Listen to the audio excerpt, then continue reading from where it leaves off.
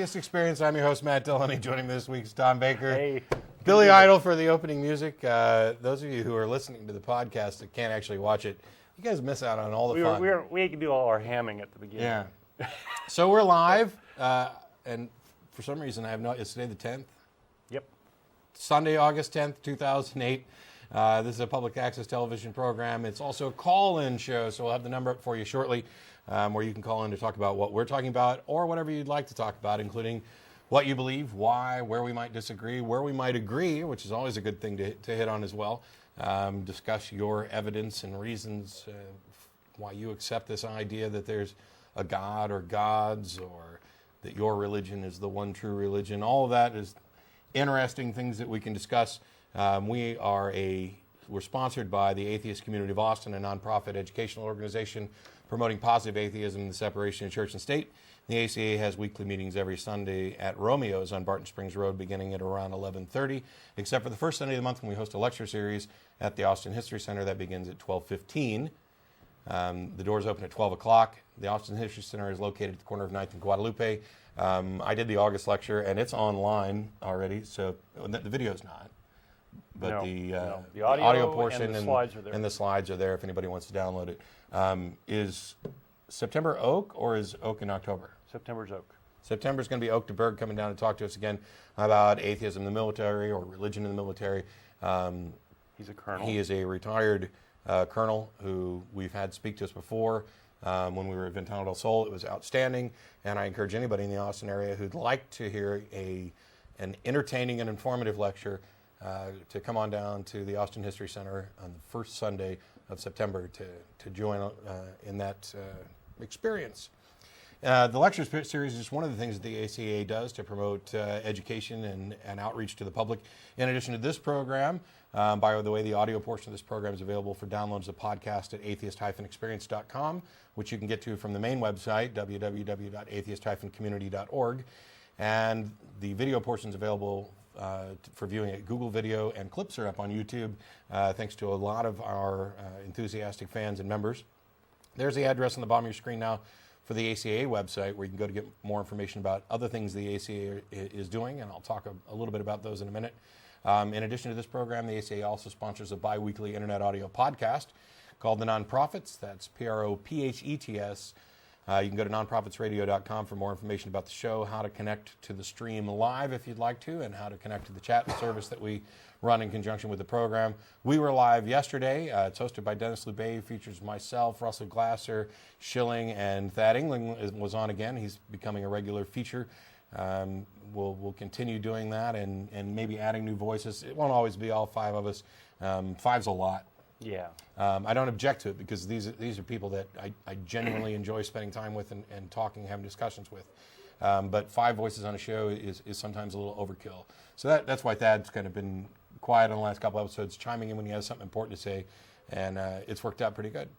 And so we'll continue that. You can go to nonprofitsradio.com for more information. We were live yesterday. We'll be live again in 2 weeks from 2 to 3:30 Central it's every other Saturday. There was an episode 2 episodes ago that we had to postpone for 2 hours because I got called into work on Saturday.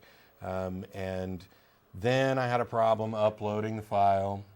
And so the podcast didn't get posted for a couple days, and holy crap.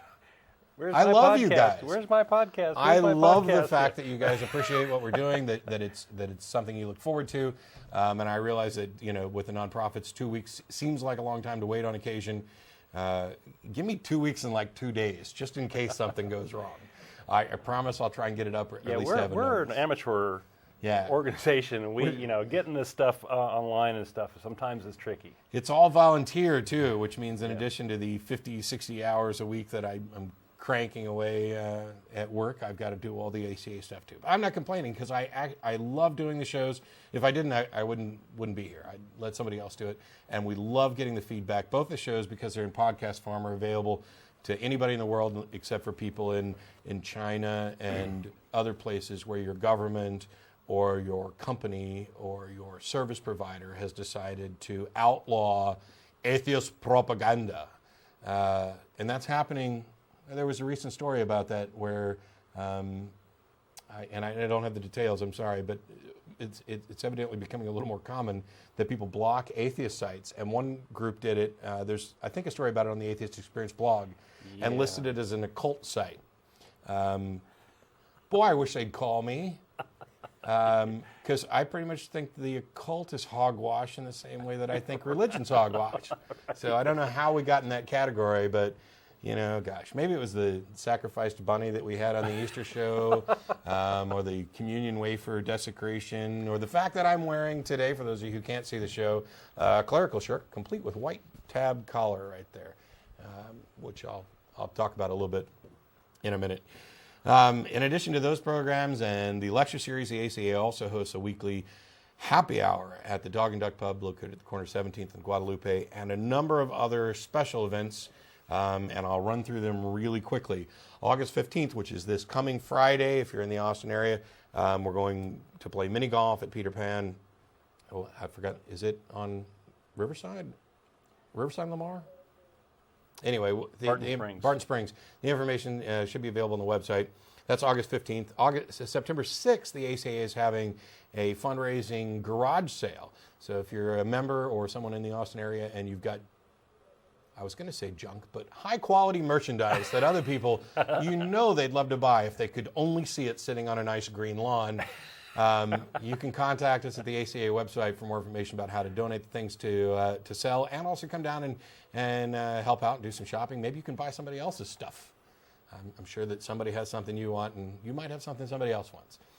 In addition to that, on September 20th, we are going to is the ACA Bat Cruise, the annual Bat Cruise. We have booked the big boat. We would appreciate people to go ahead and register and pay in advance.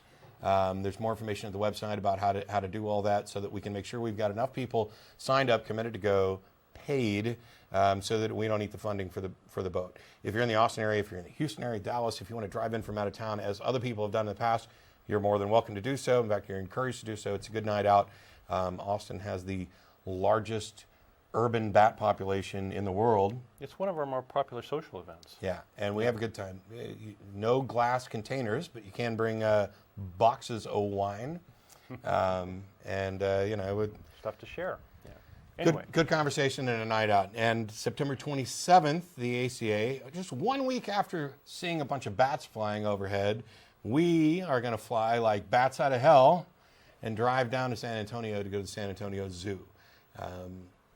Seeing nature and reminding us of the beauties and diversity of nature is always a good thing, and the zoo is a fun trip, and it's family friendly, which is one of the things that we're trying to make sure we do, is have more family friendly events. I mean, you can't take your 4-year-old to the Dog and Duck.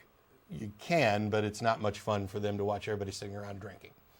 So the zoo, along with the Bat Cruise and a few other things, are a few more kid-friendly adventures that are going to be kid-friendly. There may be more stuff coming up in the near future. There may be another Godless Pub Crawl in October. We're talking about now. A few other things are possibly in the works, but I don't want to spill the beans on anything too early. Thanks to everybody for tuning in live and around the world afterwards. I think I covered all of the regular announcements and all of the special announcements. I think you did too. So, and it took longer than normal. Uh-oh, but we're going to we missed one. I didn't. Bummer. Thanks, guys. After this program's over, everybody involved gets together, or most everybody involved gets together and goes to dinner. And we're currently going to Threadgill's, the address on the bottom of your screen, 301 West Riverside. We're on till 4:30. We'll get down there around 5 and stay till 6:30, 7, whatever. Yeah. We have a good turnout for those. We really enjoy chatting with our audience members. Yeah, it's a good place to eat. Lots of fun. By the way, all of our events are open to the public. Any atheist or atheist-friendly person who'd like to attend, come down, meet us, find out what we're about. You don't have to be a member. You don't have to be an atheist. You're more than welcome. If you're coming down to preach, proselytize, provoke, punch, pick on, or any other P's, we've excluded P's. Okay. Don't bother. Just call in when we put the telephone number up on the screen. It'll be up shortly. Don's got some stuff to talk about, and I'm going to briefly explain why I'm dressed oddly. Are you going to explain your dress now, or yeah, later? Yeah, go ahead. I'll do it now. It won't take but a minute. Okay. Or two. I'm wearing a clerical shirt and collar. This actually started because I did a guest spot on another public access You show. developed a taste for crackers or something? Or? The crackers got to me. They're like Lay's. You can't eat just one. I did a guest spot on another Austin Access show called Cooking Good. As a reverend, had a lot of fun. You're not really a reverend, though. Right? I'm ordained by the Universal Life Church. Okay. And the title that I chose, I believe, was reverend, but I'm not sure. It was a checkbox, right? Yeah, it's like a checkbox where you put Reverend, Father, Holiness. To let people know that that's the level of involvement you have. Right? So that's where the shirt came from. And after the show was over, I was still dressed in this and decided that it'd be really fun if I stopped at a local strip club wearing the collar and shirt. I won't go into great detail other than to say, boy, was that fun. One of the most amusing nights out ever. And I noticed even before I got over to do the first show that, I had to stop in and buy some supplies to cook with. And I'd already holy dressed. Cooking oil? I used oil that I had consecrated myself in order to bless the chicken, to drive out any, because I get my chicken from Haiti because our government's poisoning the chicken. Oh, boy. Oh, no, wait, I can't do that shtick here.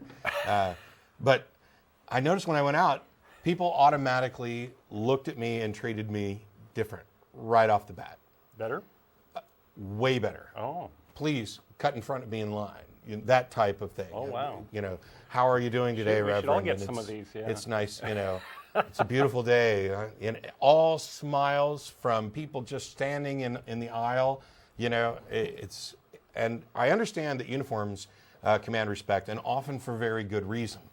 There's a reason why the military uses uniforms, and it goes to identifying authority and rank and encouraging discipline and encouraging uniformity so that you can instantly spot who the authorities are, so that there are fewer questions, there are fewer ambiguities. Police officers, the uniform commands respect. It's there for a reason. They are the recognized authorities for enforcing the law of the land, and I think in general it's a good thing that we tend to, I guess indoctrinate is about the best word for it, indoctrinate the public into showing at least some deference and respect towards these uniforms that are actually authority figures, because it goes to promote the peace and general good in society, and that's a good thing. There is absolutely no sane reason why this little white tab, and that's all it is, piece of plastic, should actually command respect or appear to be an authority. What people look at is they assume, oh, okay, it's a priest or a reverend or a pastor. It's somebody who's clearly a good person, who's doing good work, who's doing the Lord's work. I mean, if you were a thief, this is the best costume you could put on. Nobody's going to question you. Or a pedophile, maybe. This collar has been abused. We have instilled the public with an instant respect, and it applies to atheists too. I'm not immune, you're not immune. People see a collar, and we are trained from birth to, oh, there's somebody who's somehow better than me, who's more in tune with the spiritual or God or whatever else. And in turn, what we've done, because these people represent no actual authority, they represent no expertise. Do not tell me that clergy or theologians are experts in anything. Because everybody has a different view of what God is. Basically, you're saying that they're an expert in themselves and what they believe. Well, guess what? So am I. So I have just as much right to wear the collar. They're not experts. They're not authorities. And these collars have been abused. The deference that comes towards it has been abused used to justify all sorts of atrocities. The position of authority that ministers have has been abused in order to sexually abuse and mistreat parishioners, not just children, although that's one of the things that we end up talking about quite a lot, but regular parishioners. It's been used to exploit people out of money. It's been used to exploit people into doing sex acts for these people who, on occasion, have taken vows of celibacy, which I think is just absolutely one of the most moronic things. So I'm going to continue, on occasion, to wear the shirt and collar out in public, to kind of gauge how people look at me, how differently I'm treated, and report back, because they're making all kinds of assumptions. The one thing I'd like to say is that they generally assume that I'm a good person, and they got it right, but it has nothing to do with the caller.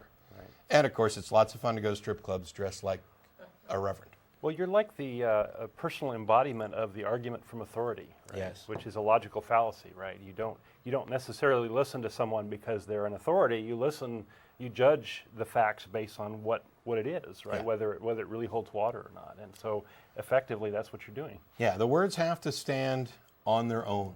Right. And that's something we may address later depending on the callers, because it's something that comes up a lot when we talk about the historicity of Jesus and Socrates and things like that. But yeah.